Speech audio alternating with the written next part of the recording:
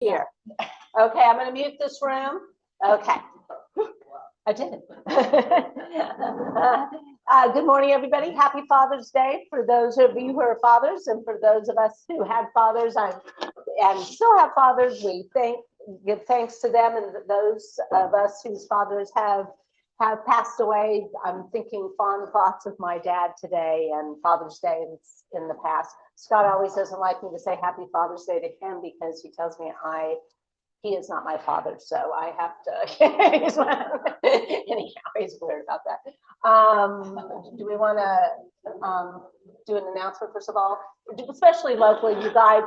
We have put an offer into a house in Mississippi. Oh, wow. We're not moving tomorrow, and we are still doing Sunday school, and we have ideas of how to keep this group locally meeting. And so don't distraught if in the next couple of weeks you see Dee Becker put a sign in our front yard. But so we want to throw that out. Do you want to add something to that? No. Okay. We've put an offer into house in South Haven, Mississippi, which is the top of Mississippi. It is 22 minutes to the Memphis airport, which is very easy to get to. It has an entire guest wing, you guys, with 2 bedrooms and a Jack and Jill bath, and hopefully we expect visitors, and we are going to continue to do Sunday school and hopefully have people in South Haven, Mississippi at our home there. And it's a lovely house. What did you say? I would say that. Yeah. So anyhow, that's and like I said, this, everybody who lives here right now knows there's 14 months of inventory of houses being sold. So I personally definitely won't be moving until after this house sells, and you probably won't either. So anyhow, that's just in case. I don't want surprises, and there's rumors out there. So is that okay? That's okay. Okay. Thank you. Thank you. And it's a very fun house, you guys. So it's weird. And it has seasons. It has seasons, yeah. And people want to know why. I've never lived in a place with seasons, and it has 4 seasons, and the 4th season is really short. So that's what I wanted. I wanted 4 seasons and 1 really short. But I will tell you, the other night, it was midnight, and here it was 84. Feels like 94 at midnight. At midnight, it feels like 94. And there it was 75, feels like 75. Oh, wow. The heat, the older you get, it seems like the more the heat takes a toll. So that's just one announcement. I'm going to read something before we pray, and I'm going to lift up some things today. I always think of sort of themes of prayers as the week goes on.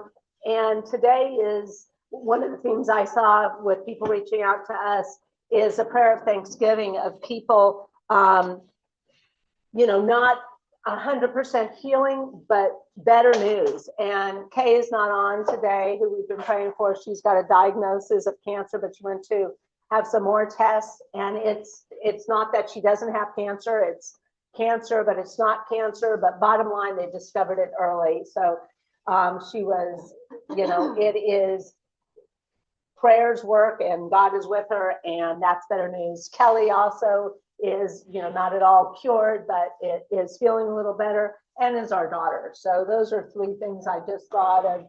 It's not 100%, but it's better than it was.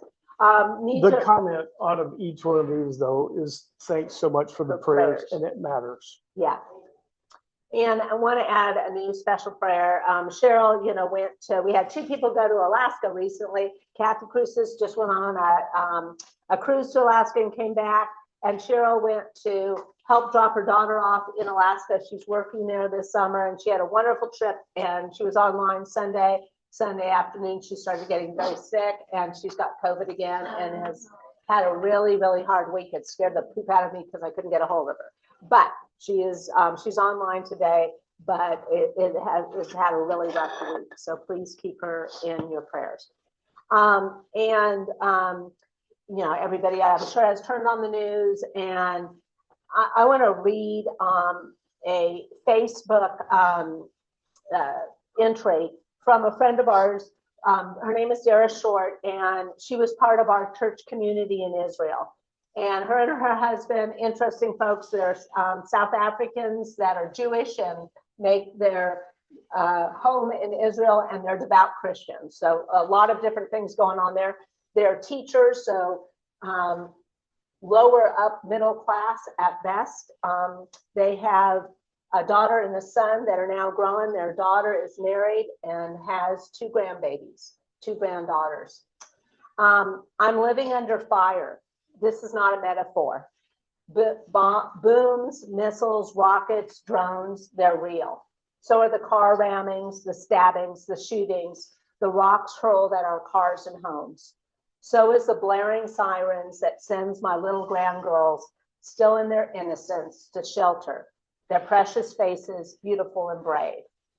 So is the silence that follows as we all hold our breath, waiting to see if there was damage this time. But I'm also under another kind of fire, less visible, but just as cruel. The fire of words, of judgment, of ignorance that parades itself as moral superiority. I see it in the venomous protests on campuses and city streets, in places where people have never seen war, but feel comfortable shouting slogans that call for the destruction of my home. I hear it in the cutting remarks of friends, yes, friends, who live in peaceful, faraway places and still feel qualified to lecture me about context and restraint. They have never read the Hamas Charter, and they know very little about Islamism because they are too busy defending Muslims from fabricated Islamophobia. They repeat biased headlines and call it truth. They talk about occupation as though we are invaders, not a people who return to the land where we've lived and buried our ancestors in this soil for thousands of years. They talk about proportionality as if evil deserves an equal platform. They call for understanding, but only if it excuses those who commit atrocities against us. Never if it means trying to understand why we fight so hard to survive. And all the while, they ignore what I see with my own eyes. Foreign tourists here to experience our land suddenly crammed beside us in bomb shelters, terrified. They have never seen anything like it. Yet right next to them, shoulder to shoulder, are Israeli Arabs, not enemies, not resistors, not anti-Israel, but citizens who want to live in peace and are just as alarmed by Iran's spreading reach and hatred as we are. That does not fit the narrative, so it's ignored. The truth is, our enemy is not misunderstood. It is understood far too well. They are driven by hate, not hope, by a theology of death, not freedom. They do not want justice, they want genocide. And when my friends speak as if we are morally equal to those who behead babies, rape women, and kidnap grandmothers, yes, it cuts like a knife. Because these same friends would never tolerate such things in their own countries. But from the safety of their comfortable homes, they dare to imply that we brought this on ourselves, that we are overreacting and we should coexist with murderers who chant for our extinction every day, from the young child shouting Allahu Akbar. to the Al-Kafiyah, the Plant. headdress. Plaid college student shouting from the river to the sea. To that I say no. How can you coexist with that? How do you compromise when someone who is intent on your annihilation? There's no meeting them halfway. I will not apologize for defending my land, my nation, and my family. I will not apologize for wanting my grandchildren to grow up unafraid. I will not apologize for identifying evil, real evil, and refusing to pretend that both sides are the same. This is not a misunderstanding. This is not a debate. This is survival. So if you are far away and you care, really care, then stop, listen, ask, learn, seek the truth, not hashtags. Compassion is not siding with terror. Real compassion looks evil in the eye and does not flinch. Because from here, where the sirens wail and the shelters are full, I can tell you, it's not about politics, it's about life, and we'll not stop defending it. Real quickly, excuse me. We don't normally do this. Stuff gets politicized, but I will tell you, we live there. There's a mosque in downtown Tel Aviv that they just let it go. I mean, they didn't take care of it. It got run down, and the Jewish people took up money and repaired it for them. You drive through the countryside in the evening as the sun begins to get dark. The mosques have green lights on the top of the dome. They light up, and you look out across the countryside, and there are mosques all over the country. They never blow up. They never get attacked. It is possible. There are people there that live together in peace. A lot of the stories that you hear, you know, daily, I mean, every single day, rockets came over the southern border. What you read is not what we saw on the ground. And there are people there that live absolutely side by side, but they're Muslims all over the country. They aren't being pushed out. They aren't being attacked. They get along with them. There's more to this story than meets the eye. What's going on over there right now? A lot of people are questioning, is this even the beginning of the end time? I don't know. You know, I mean, in some ways, you almost have to hope it is. This is a difficult, it's going to get more difficult, I'm afraid. So keep people in your prayer. They're real people. These are not just buildings. And our daughter's Amanda, who lives in Tucson, one of her best friends from high school, who now actually lives in Tucson also, and she has converted to Judaism, and she's in charge of, she runs the college Jewish program at University of Arizona. University of Arizona. She is in Tel Aviv right now as part of a master's program, and she is in a Tel Aviv hotel right now in shelters. So she and Amanda are talking every day. Every house has a bomb shelter, every single one. So God's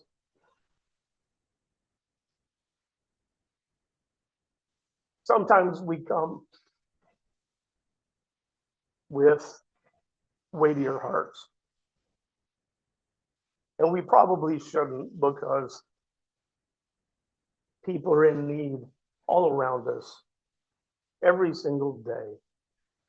We see these things that concern us, that worry us. And I guess it's a reminder that we should see things that concern us all the time. We have these ones that we know. There are so many people that we don't know, that our hearts still feel the needs of. And it's not just one side on these conflicts. There are people on the other side. They are your children. Keep your hand on us. Always remind us that we have a part in this world. You have a plan, but we have a part. Keep your hand on us, but also keep us aware. Remind us that we're still your hands and feet, and that these are your children, just like we are. We mention each week there are those that ask for prayers, and during the week in between, we always strive to remember to bring them to you. And we see the evidence, we see the results of your hand on people. Give us the strength. Give us the feeling of your presence, the understanding of your presence in our lives. And help us always to learn those things that you've left behind. Make us more able to do that. Amen. And as we continue Genesis and we talk about the covenant God made with Abraham and then his heirs about this land in Israel. And where we left off last time, Jacob had left his home so he wouldn't be killed by his brother Esau. And he went out to find a wife in Padan Aram. And Padan Aram, just, as we see the national or international news, it always piques my desire to understand the geography a little bit better. Padan Aram is in present day Turkey, just so you know where we're looking at. When he went to Padan Aram, he found the family and he met Rachel that first day and basically love at first sight. And then remember, he ended up marrying Leah by mistake. By trickery. By trickery. And then Laban, Leah's and Rachel's father, said, I will give you Rachel also if you work another 7 years. So we're right now basically at the 14-year mark. He has worked 7 years to get Leah and 7 years to get Rachel. You want to add anything there? Yeah, one thing I always, a lot of the time, try and give you a preview of something to be looking for as we go through this. But as we've done other lessons, we've mentioned that, there's a story that women are totally disregarded, that Christians are bad, and that within the Bible. And I always try and point out that's not exactly true. But I don't want you to get the impression that I think all of this, everything is okay, because it's not. And there are elements of this, the culture and the way women were treated, that I think is utterly reprehensible. And in our family, the kids will tell you they grew up understanding the girls can do anything the boys can do. They're not going to play football, but they're going to compete. They're going to do whatever, those things. There's not, and that we're going to see the flip side of it's not contradictory, but there is another side to this. And some of it's kind of, this first part, I think, is one of the most pathetic, pitiful things I've ever read about. This kind of competition between Leah and Rachel it's just sad. So remember, Jacob has got two wives now, and they're sisters. They each have their own tent, and we all take up on chapter 29, verse 31.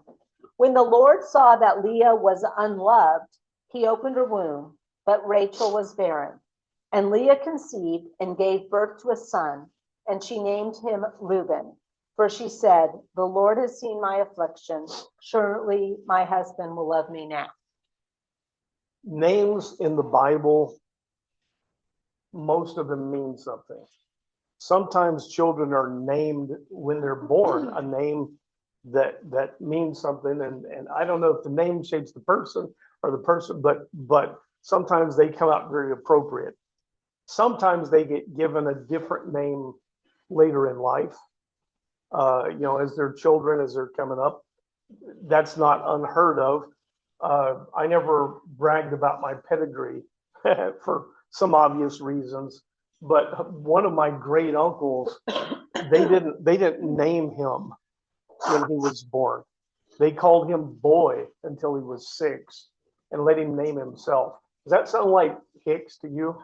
He named himself Dr. Beauregard Heim when he was 6. They called him Uncle Doc. So this idea of getting names after your birth is not uncommon. But the firstborn to Jacob and Leah is Reuben. And I'm going to go through some of these names. Reuben means look, a son, or behold, a son. And this is in the way their society and their thinking is shaped.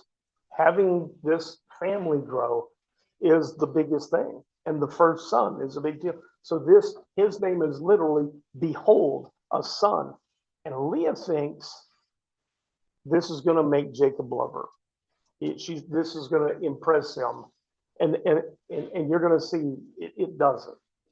Again, she conceived and gave birth to a son. And she said, because the Lord has heard that I am unloved, he has given me this son as well. So she named him Simeon. Once again, Leah conceived and gave birth to a son. And she said, now at last my husband will become attached to me, because I have borne him 3 sons. So he was named Levi. And once more she conceived and gave birth to a son and said, this time I will praise the Lord. So she named him Judah. Then Leah stopped having children. So Simeon literally means one who hears. And she names the child, God has heard her. And you see these names have importance. The next one, Levi, means to be attached or to have affection for. And her thinking is now after 3 sons, Jacob's going to develop this attachment, and he doesn't. And then finally, the last one, Judah, is the word for praise. Something to keep in mind is there were no Jews. The word Jew literally tracks back to Judah, and it's pronounced Judah, but that's where Jew comes from. And Judah means praise. And the Jews were people who praised Yahweh. These words and names are indicative of who the people are and who they're supposed to be. But this idea that she keeps having what should be the most important thing, and now Jacob is going to be attached to her. The Simeon means vindicated. I've been vindicated. Look, God has given me these children, and nothing seems to be working. And it's pitiful, and there's going to be more to come. In this chapter 31, the Lord is capitalized. It is. That is Yahweh. Yes. And are we to understand that Leah and her background is talking to Yahweh? Speaking of Yahweh, that's a good question. And actually it's a solid enough question that I'm not going to pretend like I have an answer, whether it's the history, the scriptures that are saying Yahweh, or whether Leah herself. I don't know, Gene. It's a good question. And the other thing in this particular conversation is the female, Leah, making womanhood directly connected to the lines about opening the womb, coming from God, coming from Yahweh. Not that she recognizes that, and then our guys are saying that a little later. I'm not God. I can open the womb or not, which to me was faith. It's Leah and the same. We see, first of all, repeatedly through the Old Testament, through the scriptures, that they remember all children are from God, and they acknowledge it. It happens in the story of Ruth. It has happened already further back in Genesis. We mentioned it. They acknowledge that. There will be something that's going to come up, probably not till next week. This idea of whether those people from Padan Aram recognize God in the sense of Yahweh. Hold the thought, and rather than me weigh in, hold the thought, and it deals with it in the scriptures a little better. Going on to chapter 30. Excuse me. When Rachel saw that she was not bearing any children for Jacob, she envied her sister. Give me children or I will die, she said to Jacob. Jacob became angry with Rachel and said, am I in the place of God? Who has withheld children from you? And then she said, "Here is my maidservant, Bilhah. Sleep with her, that she will bear children for me, so that through her I can build a family." So Rachel gave Jacob her servant Bilhah as a wife, and he slept with her. And Bilhah conceived and bore him a son. Then Rachel said, "God has vindicated me. He has heard my plea and given me a son." So she named him Dan. And Rachel's servant Bilhah conceived again and bore Jacob a second son. Then Rachel said, "In my great struggles, I have wrestled with my sister and won." So she named him Naphtali. So here we are. Does that sound familiar about giving the maidservant to the husband to bear the children? It's a concept that we don't really get. She goes to Jacob though and says, "Give me children, I'll die." And Jacob says, "What? Am I God? I can decide this?" He says, "Who withheld the children from you? It wasn't me. It's God." And is he passing the buck a little bit? You can read between the lines. It's hard to say, but that's the response. And she goes, "Okay, I'm going to give you my maidservant." And you remember last week I mentioned that if you have some wealth, you can give your daughter a maidservant when she gets married off. What I saved for this week is that in this case, and not just this case, it's also possible, and it happens, that the maidservant is sort of a spy in the camp, because Laban needs to keep an eye and be sure that Jacob doesn't get too powerful. And so he plants somebody there that is going to report back to him and not report to Jacob. And it becomes a factor. But she almost immediately gets pregnant, has a son, and it's Dan. And I misspoke. This is the one that means vindicated. What's really funny is the term that Rachel uses. She says, "I'm going to give you my maidservant." It gets translated that she can bear children for me.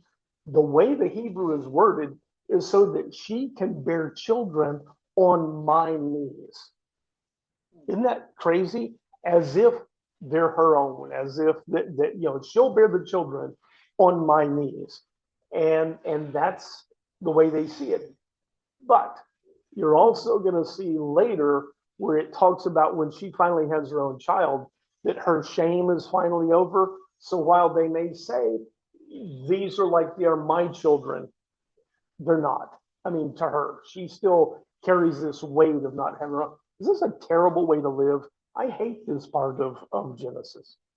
And so it's like a contest. So now we've got, Jacob's got 6 sons, 4 in Leah's camp and 2 in Rachel's camp. So, and remember, we're going to have 12 altogether. So, I mean, that's a spoiler alert. I should also take just a moment to point one other thing out, because this focus on having children and having sons in the old Paleo Hebrew, before even modern Hebrew, the words were symbols that meant things, like pictograms, kind of like hieroglyphics. And the symbol for a husband, the father of the house, it was always 2 symbols: an ox, which represents strength, and a symbol that looks like a tent. And the husband, the father, is the strong house, right? A son, the symbol for a son, is the house, and another little symbol that looks like a seed coming up. A son is the house continues. But the other one that's important is the symbols. The word for brother is the ox, which is strong, and a wall. A brother is a strong wall. And the idea is they form these clans, and you've got family, and it's automatic defense. You have a strong wall, because these are rough times. They live in a place where I always say, if you've got 2 shekels to rub together, somebody's got their hand in your pocket. Somebody's coming for them. And so when you have brothers, they form a strong wall. This is more than just some kind of a thing about how, boys are desirable. It is survival. And so this idea of having now 6 sons, Jacob will be recognized by everyone in that part of the country as being blessed. And also, he's starting his own tribe. Everyone is going to recognize the strong wall. Verse 9. When Leah saw that she had stopped having children, she gave her servant Zilpah to Jacob as a wife. And Leah's servant Zilpah bore Jacob a son. Then Leah said, "How fortunate." So she named him Gad. When Leah's servant Zilpah bore Jacob a second son, Leah said, "How happy I am, for the women will call me happy." So she named him Asher. And they mean just what they say. You know, the idea of being fortunate. The other maidservant, Leah's maidservant, and here's this good fortune, and then here is this happiness, and the man now has 8 sons, and things are rolling. 6-2 on the If you're scoreboard. keeping score, Mary did that to me this week when we were studying. She's doing it like it's a scorecard. It's 6-2. Now, during the wheat harvest, Reuben, and remember, Reuben was Leah's first son, so the oldest son, went out and found some mandrakes in the field. When he brought them to his mother, Rachel begged Leah, "Please give me some of your son's mandrakes." But Leah replied, "It's not enough that you have taken away my husband. Now you want to take my son's mandrakes as well?" "Very well," said Rachel. "He may sleep with you tonight in exchange for your son's mandrakes." When Jacob came in from the field that evening, Leah went out to meet him and said, "You must come with me, for I have hired you with my son's mandrakes." So he slept with her that night. Anybody who thinks the Old Testament is boring really hasn't read it. Go ahead. I didn't know if I want to touch this. Mandrakes are roots. They are viewed with some superstition. They use them for, and I'm not even going to touch on holistic medicine and naturopathy or anything, but part of it is this idea of them being fertility type drugs. And she's thinking that'll solve my problem for me and your son. And of course, Leah says, "What? You took my husband and now you want my son's mandrakes?" And they make this deal. And I'm just picturing coming home. I mean, you're going to see it. This is just kind of sick. And I don't want to get into memory, but that is, so we're going to get the idols here pretty soon. And there is this sisters that have this connection to somebody other than Yahweh. Yes. But there's got to be a lesson in there for us. We have one God. Don't deviate for a better way. In a bit, it's going to talk about one God. That's what I'm telling you. It's going to come up, and there's going to be a thing. Some of the things that we talk about, we either wind up skipping forward and everything, and it gets confusing. So it may sound like we're just making stuff up, but some of the things we've been saying, you're going to get specific references, clarification. Your point about the sisters, it's important to me at least for everyone to understand, to see these are real people. These are not just, storybook characters, and these are not just icons. These are real people, and they are sisters.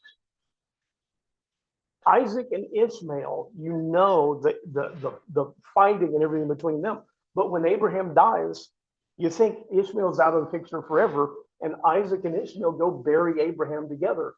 These two, even though they're fighting over the husband, they're fighting over who has the most children, they're still sisters. And so, it helps to see them as real people, because then we look around at each other and you realize, hopefully you begin to see we go through a lot of these same things, and we're not perfect. The mandrake roots is kind of a strange story. They do have superstitions. There's no question about it.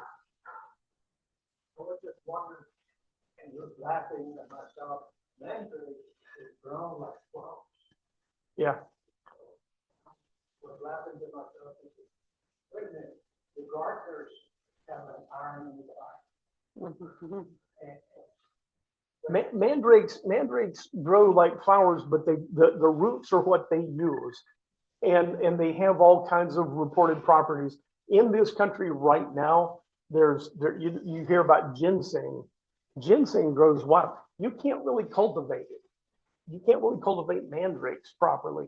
That for whatever reason, it's a specific, and they grow where they grow. So you go out in the field and you find them. And that's what's going on. That's what happens with ginseng in this country. They go out and poach ginseng, and it's worth a whole lot of money. But it's a find when you come across some. And I don't know why I'm telling you all that, except to let's make the story make you understand. I see this. There's nothing in this story that I don't absolutely 100% believe happened, just the way it says. And God listened to Leah, and she conceived and bore a fifth son to Jacob. Then Leah said, God has rewarded me for giving my maidservant to my husband. So she named him Issachar. Then Leah conceived and bore a sixth son to Jacob. And God has given me a good gift, she said. This time my husband will honor me because I have borne him six sons. And she named him Zebulun. After that, Leah gave birth to a daughter, and she named her Dinah. So she says, God has given me another son because I gave my maidservant to Jacob. It's important to note that she can believe that. Just because it's in here doesn't mean that that's what happened. That God rewarded her for giving her maidservant to her husband. All right, she believes it. That's her perception of this, and we're going to see some evidence of that going on too. People come to some weird conclusions sometimes. You know, you can go to Vegas and say, if I roll a six, God blessed me. That doesn't mean that's why you rolled the six, right? We can do that, and we do. Yes. It kind of reminds me of this because of the mandrake. Because mandrake roots, if you know what they look like, they kind of look like a human being. They do. And so this kind of reminds me of a small, slow walk introduction between God, the one God, and magic, and the separation that he's going to make in that. Yes, it does, John Paul, and I'm not going to get deep into it, but that sort of intermixing of this, pagan superstition and worship of Yahweh, it happens all the time. It happens today. It just does. Yeah. We cloud things with superstition that shouldn't be there, and it's a good point in that we should be diligent about and think before we just adopt things. Yeah. So Leah has six sons. Her maidservant has two. So Leah's team has 8. And Rachel has none, but her maidservant has 2. So the count right now is 8 to 2. When we got 10. Okay. Genesis. Oh, Dinah, can I mention there is a daughter who actually gets mentioned. She gets a verse. Yeah, she actually she comes up later on too. Yeah. She actually becomes, but it doesn't get an explanation. But Dinah, that's really Dinah, means justice. There is a something in Hebrew called Bet Din, which is the court. It's the house of justice. And so, I mean, she actually gets a name that is important. And that does go to the idea that they're not just totally, she doesn't get named some special little flower or whatever. There's a respect. They're not forgotten. Verse 22. Then God remembered Rachel. He listened to her and opened her womb, and she conceived and gave birth to a son. God has taken away my shame, she said.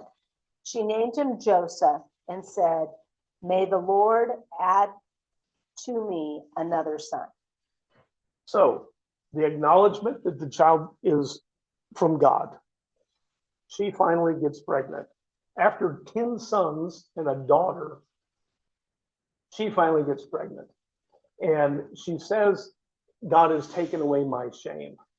That was the line I was talking about. So even though her maidservant has given birth to 2 sons, and even though she says those are like they're going to be like mine, there's still an edge there.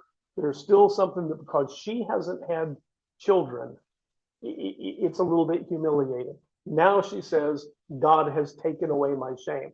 But I also want you to see people as human, hopefully will help you, help us see ourselves.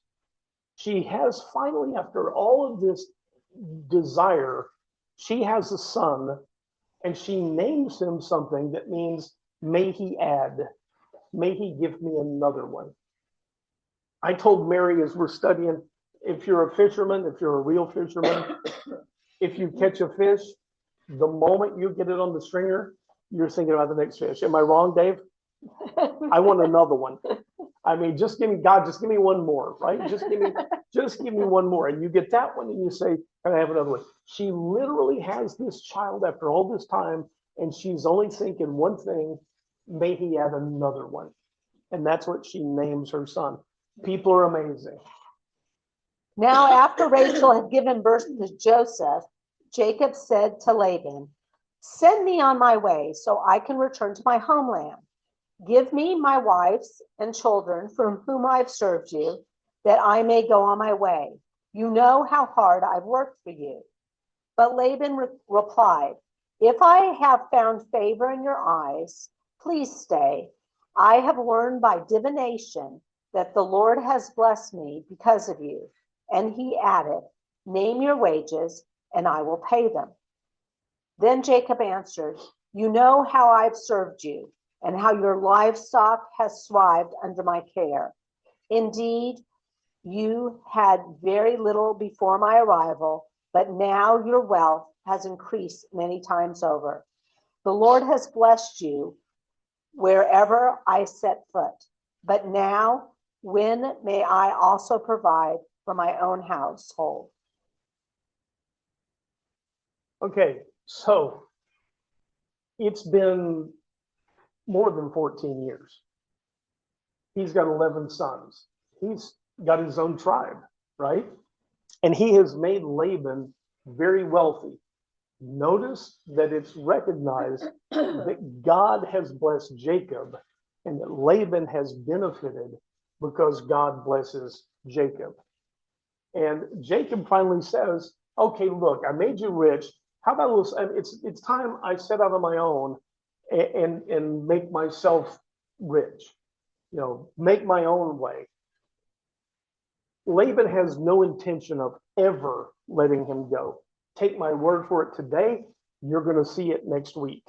Laban knows a good thing when he's got it. One of the things you need to understand, though, is that Jacob requires Laban's permission to take off. He can't just leave and take Laban's daughters and Laban's grandchildren and some of the livestock with him. He can't do it. Just like Jacob needed permission from Isaac before he took off for Padan Aram. Remember, he was going to run away from his brother. He needed permission. He knows he can't just run off. And so he goes to Laban. And Laban says, look, I learned by divination, witchcraft. I learned by divination that I've been blessed by God because of you. So just name your wages. Tell me anything. You tell me what you want. Well, that's a great example of divination and the Lord in the same sentence. Yeah. I have learned by stuff that's not the one God, that God is doing this. Although he does, Yeah. Laban does hear directly from Yahweh later on. But what you want to see here is that Laban is going to keep him there no matter what. This is part of that Middle Eastern negotiation. He knows a good deal, and he's not letting him go. He says, name your price. It never means that. If anybody ever tells you name your price, come up with something crazy and they go, well, could we maybe compromise?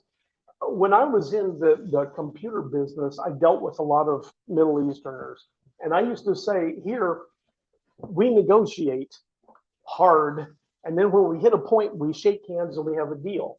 When I dealt with them, you negotiate, you shake hands, and then you negotiate some more. And that was a way of life. I mean, and if they catch you at a weak point, that shake hands deal that you had means nothing. If I can get you this week and squeeze a little more. So Laban's not letting Jacob go. Name your price. And Jacob is savvy to this. And he goes, look, you know how hard I've worked for you. You've been blessed every place I've been. Just let me go. Just you know, I've earned my keep. I've paid my dues. Let me go. Laban's not having it. So he says, I haven't gotten into what he says yet. okay, she hasn't gotten into what he says yet. Okay. What can I give you? Laban asked. You do not need to give me anything, Jacob replied. If you do this one thing for me, I will keep my shepherding and keep your flocks. Let me go through all your flocks today and remove from them every speckled or spotted sheep, every dark colored lamb, and every spotted or speckled goat. These will be my wages. So my honesty will testify for me when you come back to check on my wages in the future. If I have any goats that are not speckled or spotted, or any lambs that are not dark colored, they will be considered stolen. Agreed, said Laban. Let it be as you have said. Let's stop there. So they're going through this negotiation. Jacob's saying, let me go. Laban's going, no, please just stay. I'll give you, I'll pay you whatever. I really like having you here. Jacob catches on. This is not his exit point. Laban says, what can I give you to make you stay? He says, you don't need to give me anything. I'll tell you what, you do one thing for me and I'll stay here. I'll keep shepherding. I'll keep taking care of your flocks. Just one thing. All of the sheep and goats that are off color. Now, there's one school of thought that maybe they're less desirable, less valuable. But the other thing is they're identifiable. Sort of like having a brand. Well, they didn't do brands, but what's going to happen if they agree to split the herd? I'll take 10%. They're going to fight. Sooner or later, Jacob is going to amass enough wealth, and Laban's going to come around and go, no, those are mine. Those are mine. You've been cheating me. You can't have them together that way. I told Mary, I remember being a kid. Do you remember milkmen?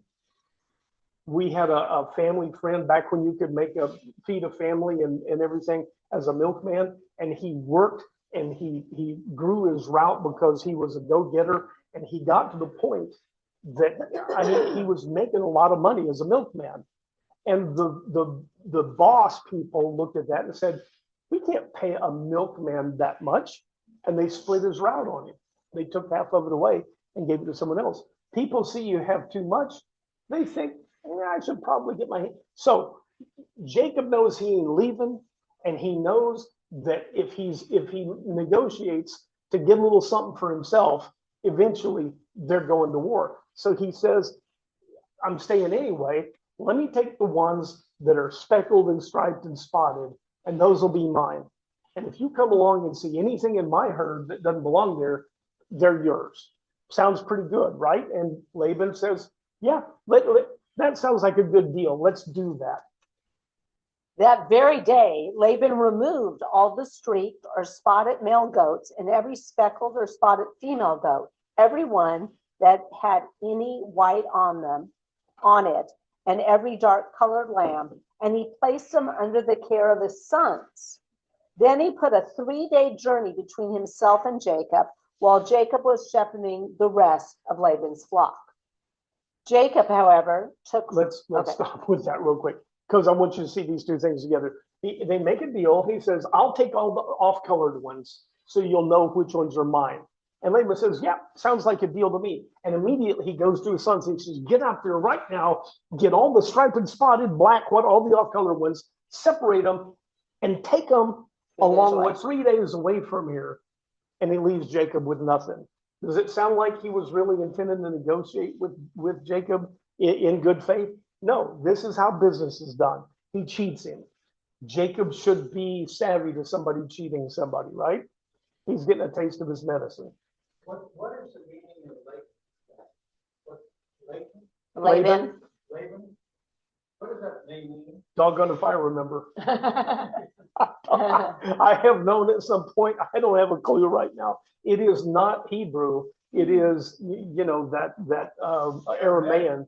And I have looked into it. I don't know, Gene. Can't remember.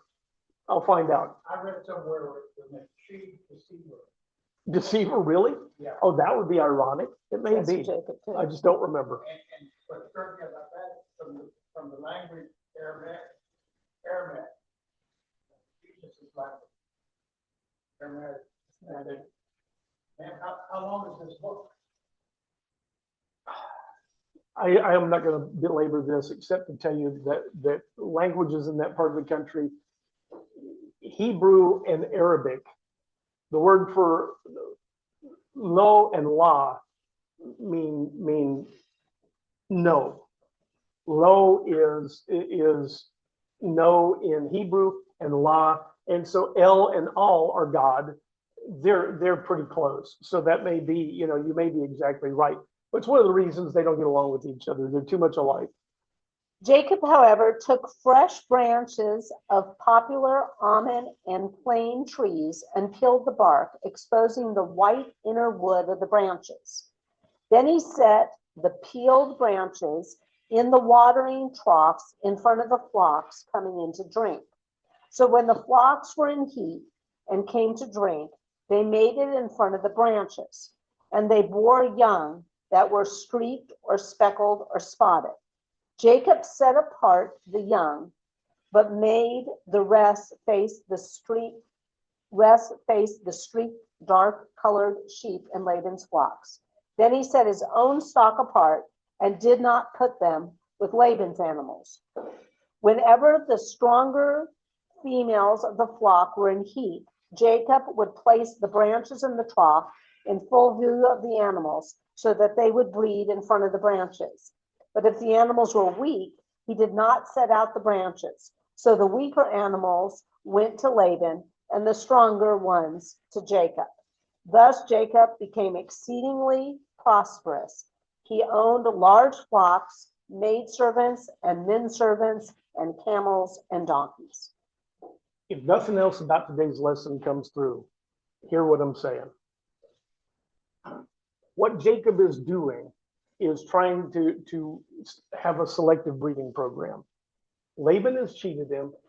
Jacob's got to know, hey, wait a minute, weren't there some spotted and striped sheep here yesterday?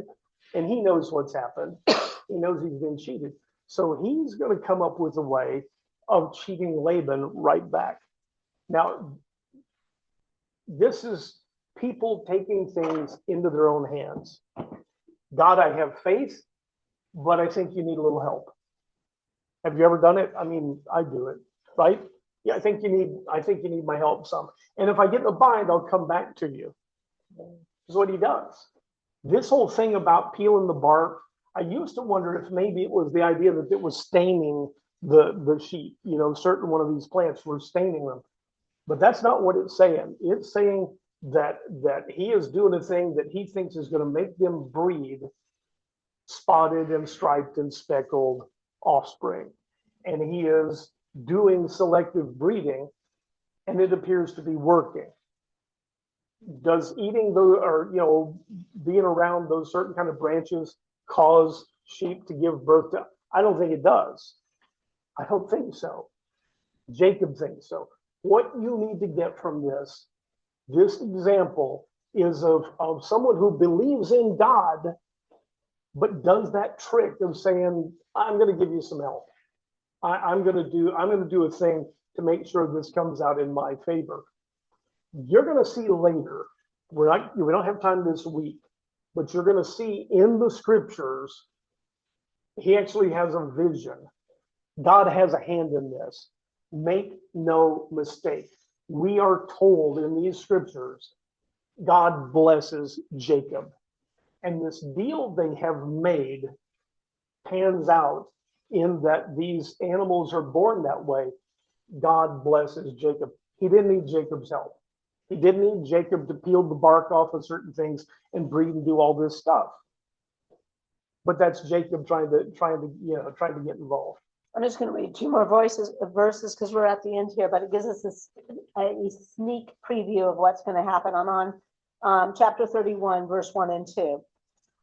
Now Jacob heard that Laban's sons were saying, Jacob has taken away all that belonged to our father and built all this wealth at our father's expense.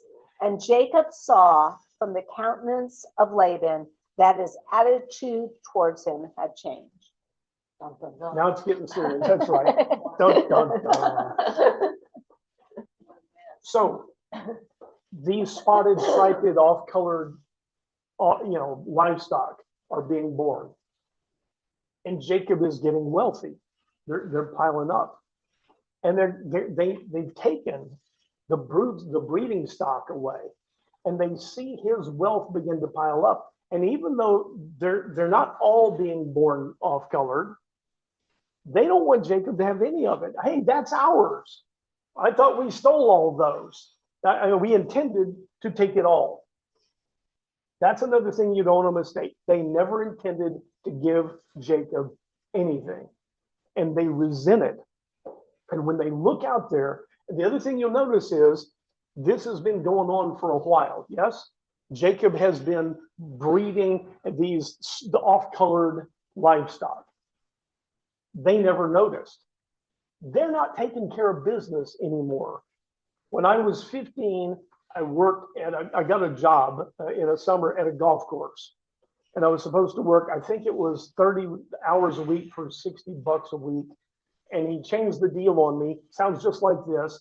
It's going to be $48 a week and 40 hours. And then it was, anyway, I'm working 50 hours a week. And the guy who ran this little par 3 golf course just retired. He literally sat in the clubhouse and watched black and white TV and drank Orange Crush because I was doing all the work. And he paid me way less and worked me more hours. This is what's going on. And that's going to come up next week. They've gotten lazy. And they don't even notice that Jacob is getting all of these off-colored animals are piling up until one day I guess, they needed to go down and do, something. And they say, hey, wait a minute. This guy's got a lot of livestock, and livestock is wealth. Livestock is how wealth is measured in that society. And they realize how wealthy he's become. And you see what the sons are saying. He's gotten rich.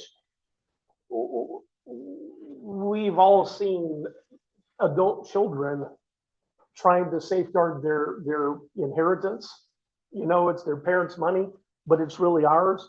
And they said, look at this. He's gotten rich off of our father. All of that should be ours. It is ours, in fact. And Jacob notices that Laban's countenance has changed. He looks at him different. You catch the angry glances. You catch, the dark brooding stares. You see every time they look at the sheep, they whisper to each other. Jacob's no fool. He knows he's in trouble. He knows what comes next. This is what was inevitable. But you see, if they were all the same color, or if you mixed them all together, you see how they were going to fight over it. He had an idea for how he could keep his separate from Laban's, but even that's not good enough. Next week, it's going to come to a head. I guess the basic rule is what's mine is mine and yours is yours. It's the way of the world. And our guy didn't pick that up. He tried several attempts to make it division, and it was never going to happen. What you're going to see next week is that for all of Jacob's effort to do this himself, God has his hand on it. And it winds up being God who delivers this. As much as Jacob thought he was going to, you're going to see it laid out plainly. It's God's doing. And when it's time, he's going to say, it's time, but I'm doing it. Any other comments, questions? God, that's the lesson, the thing that from this that I would ask is that you open our hearts, our minds to understand that we overvalue ourselves, that we think too highly of ourselves, and we abandon faith and try to rely on our own strength and our own wits. And we don't have to. If we remember to pursue your plan and look for your hand, we find it. I can't escape the thoughts from this morning of what's going on, the things that are going on, and not just in other countries, in this country. We go through peaks and valleys, and we're in a valley right now. Keep your hand on these that we know, the ones we pray for, and we do our best to remember the people that we don't know because we know they're your children. Keep your hand on us. Remember, remind, show us not to get caught up in this, that that's not our place, that we're not here to rule, we're not here to determine how these events come out. Let us be there and be your hands and feet. Amen. Amen. Thank you, guys. Hope you guys enjoy your Sunday.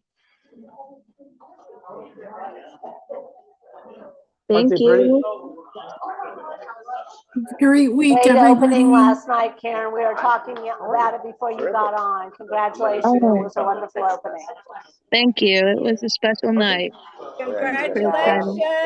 Have a good one, Thank you you. guys. Enjoy. Everybody, remember Yay, it's book Karen. club for those of you doing Wow. book club, and there's some great connections to today's Bible study and the book we just read. So I hope to see you guys at 4. Talk to you I need that. later. I need that. Hi, Mary and Scott.